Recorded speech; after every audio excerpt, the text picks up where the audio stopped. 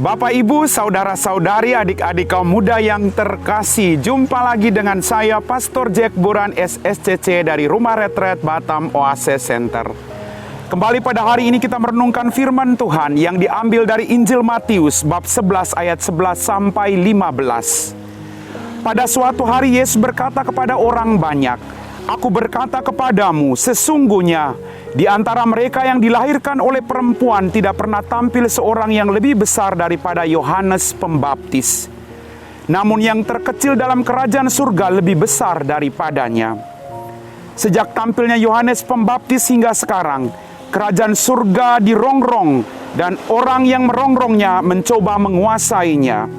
Sebab semua kitab para nabi dan kitab Taurat bernubuat hingga tampilnya Yohanes. Dan jika kalian mau menerimanya, Yohanes itulah Elia yang akan datang. Barang siapa bertelinga, hendaklah ia mendengar. Demikianlah Injil Tuhan. Bapak, Ibu, saudara-saudari, adik-adik kaum muda yang terkasih, apa kabar hari ini? Berkat Tuhan selalu melimpah dalam kehidupan kita semua. Dalam permenungan saya, kehidupan kita selalu dipakai oleh Tuhan dengan cara kita masing-masing. Tuhan punya rencana yang indah bagi hidup kita. Kita punya kelebihan, kita punya kekurangan. Kita tidak perlu sama dengan orang lain. Kita tidak perlu hebat seperti orang lain. Tetapi kita bisa menjadi diri kita sendiri untuk mewartakan kerajaan surga dengan segala sesuatu keunikan yang Tuhan percayakan kepada kita semua. Yohanes Pembaptis dengan segala keunikannya, dia dipersiapkan untuk mempersiapkan jalan Tuhan. Yohanes tidak perlu menjadi orang hebat. Yohanes tidak perlu mencari supaya dipuji oleh orang lain. Tetapi dia tahu apa yang harus dia buat, yaitu mempersiapkan jalan bagi Tuhan. Pertanyaan buat kita renungkan. Tuhan telah memberi kita segala sesuatu dalam kehidupan kita. Apakah kita juga telah mempersiapkan jalan bagi Tuhan dalam kehidupan kita? Bapak, Ibu, saudara-saudari, adik-adik kaum muda yang terkasih, hidup adalah sebuah pesta yang harus kita rayakan. Kita semua punya pergumulan, kita semua punya persoalan dalam hidup. Tetapi hidup harus terus tetap berjalan.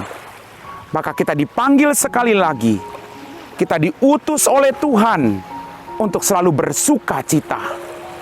Kita dipanggil untuk mempersiapkan jalan bagi Tuhan dalam kesederhanaan hidup kita masing-masing. Bapak, Ibu, saudara-saudari, adik-adik kaum muda yang terkasih, mari kita berjuang untuk menjadi pribadi-pribadi yang menghargai orang lain.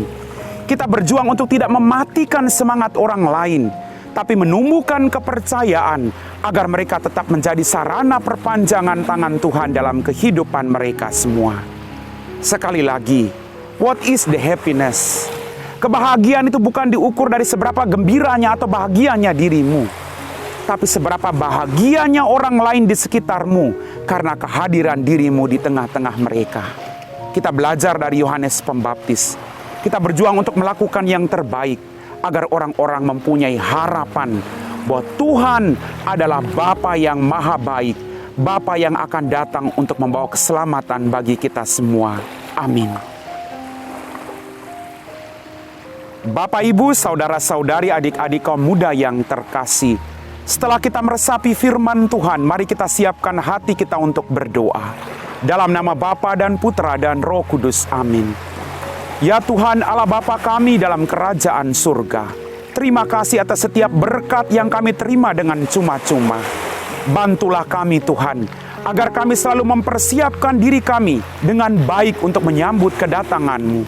Engkau adalah Mesias, Allah yang menjadi manusia, untuk membawa sukacita dan damai sejahtera bagi kami semua. Berkatilah orang-orang yang selalu mendukung kami. Berkatilah orang-orang yang juga tidak menyukai kami, agar kami semua boleh melakukan pertobatan dan boleh mendatangkan keselamatan bagi kami semua. Kami puji Engkau kini dan sepanjang masa. Amin. Dalam nama Bapa dan Putra dan Roh Kudus. Amin.